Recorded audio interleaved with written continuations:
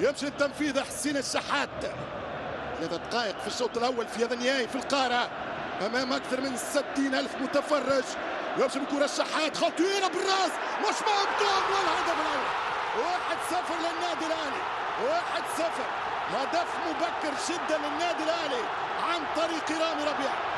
دخله قويه جدا من اول كره، هدف كان ممكن تفاديه، خطا فادح في عمق الدفاع وكره تغير مسار النهائي. من اول كره، من اول محاوله، من اول وصول النادي الاهلي بالركنيه الاولى يفتح بوابه التسجيل. 1-0 عن طريق المتخصص. كنا ننبه دائما لخطوره رامي ربيعه ومحمد عبد المنعم، كره ممكن تفاديها وهذا الهدف يخرج من ميش ويرجع في الرجعه ما يلقاش الريفلكس نتاعو باش يصد كره. خطا واضح في الدفاع مسيب، ضربت في روجي اولو وكره دخلت. انطلاقه اخرى في النهائي. الترجي مطالب بالعوده الان بعد ان كان مطالب بتسيير وتدبير النتيجه. خطا على مستوى الكره الثابته في التمركز، خطا في التعامل مع الكره ايضا مع مميش.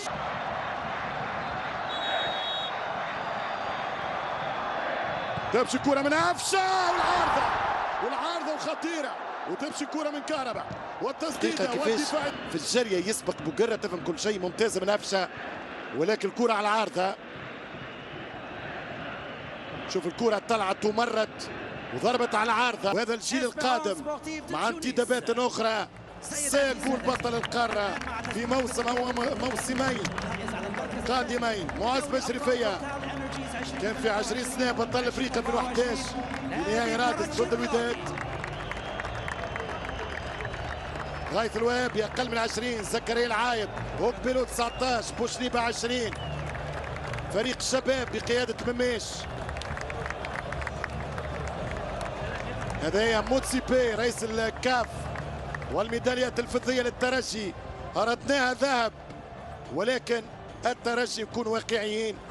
اصطدم بفريق قوي، فريق عنده التجربة، فريق عنده التقاليد أكثر من ولادنا الصغار، لهذا باش يتعلموا منه وسيعودون. برافو، شكرا لأولاد الكل لأنه متعونا، عشنا معاهم ليالي وسهرات خالدة.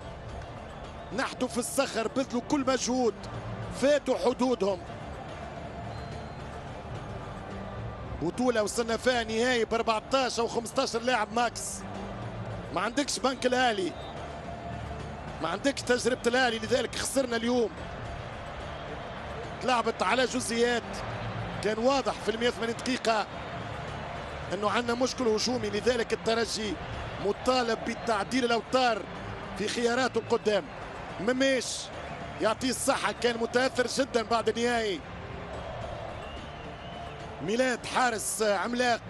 موتسيبي يتكلم عن كاردوزو وزير الشباب والرياضة في مصر.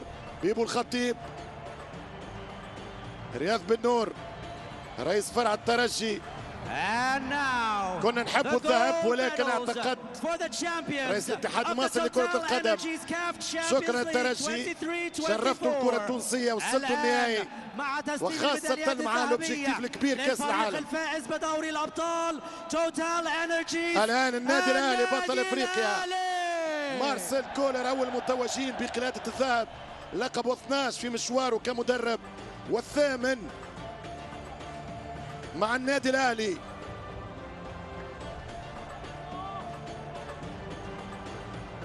الأهلي ما عادش تقولوا لي في المجموعات باش يخرج، والأهلي يعاني للصعود لدور الربع النهائي. الأهلي لما يمشي بهذه الطريقة في دور المجموعات تأكدوا أن اللقب في الأخير سيكون لصالحه. على أفريقيا أن تتعظ وتفهم هذا السيناريو. تقريبا صار 4-5 مرات توا في السنوات الأخرى. أهلي مجموعة سيء جدا ويعاني من دور الثمانية يتغير. تصور أنه الأهلي عمل 13 كلين شيت في 14 مباراة، هي بطولة الأرقام القياسية للفريق الأحمر. قبل ما ننسى نحب نحيي جمهور الترجي التونسي اللي مشى أكثر من 8000. إن شاء الله اللي تصاب اليوم قبل المباراة في الدخول الملعب يكون لاباس.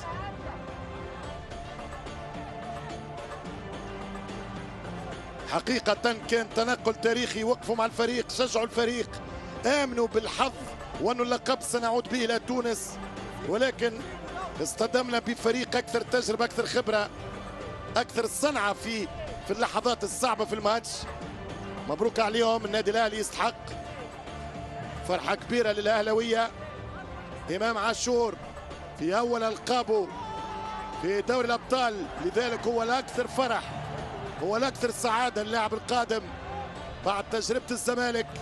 إذا السوبر المصري سيتكرر في نهائي ربيع الأبطال 30 سنة بعد الاف ام بي ستاديوم جوهانسبورغ وصاروخ أيمن منصور في مرمى شوبير.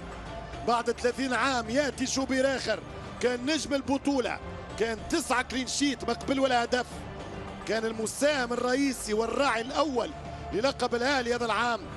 شوبير آخر يتحدى أيمنات أخرين في النادي الزمالك من أجل لقب السوبر. خطيب والشناوي يستلم كابتن فريق النادي الأهلي رامي ربيعة كأس دوري الأبطال توتال انرجيز 2023 2024. إذا دوري أبطال أفريقيا للعام الثاني على التوالي سيكون للنادي الأهلي. الكابتن هو الشناوي، نعرفوه اليوم على المباراة. رامي ربيعة نتصور انه باش يشيلوا الكاس مع بعضهم الاثنين. موتسيبي ياتي بالكاس، والشناوي كابتن الفريق سيرفع دوري الابطال. موتسيبي خطيب، فرحة كبيرة من بيبو، والشناوي يمسك الكاس ويرفعها هنا في سماء القاهرة. فرحة كبيرة لجمهور النادي الأهلي، بطولته رقم 12، رقم كبير كبير برشا. تمت الأهلي والترجي، دخلت طي التاريخ. الأهلي سيحاول أن يرفع من وتيرة استعداداته للمنافسة مرة أخرى، والترجي سيعود بانتدابات جديدة، هذه المرة للذهب ليس للوصافة. الخطيب، شناوي، بيبو بذكريات 82 87 وانتصارات تريكا ووائل جمعة وبركات وحسن إلى أيام بيبو رئيس ومارسيل كولر. إذا مبروك للنادي الأهلي بطل إفريقيا 2024. هكذا كانت الأجواء في استاد القاهرة، هكذا الصورة العلوية هنا من كاميرات استاد القاهرة الليلة. نهائي الأبطال ينتهي بتحقيق الأمل القاهري ويتأجل حلم الترجي الكبير التونسي. مبروك أهلي، مبروك الترجي لكأس العالم، مبروك الترجي هذا الجيل الجديد المنافسة، وارد لك خسارة اللقب. اليوم فضة وغدا ذهب يا ترجي.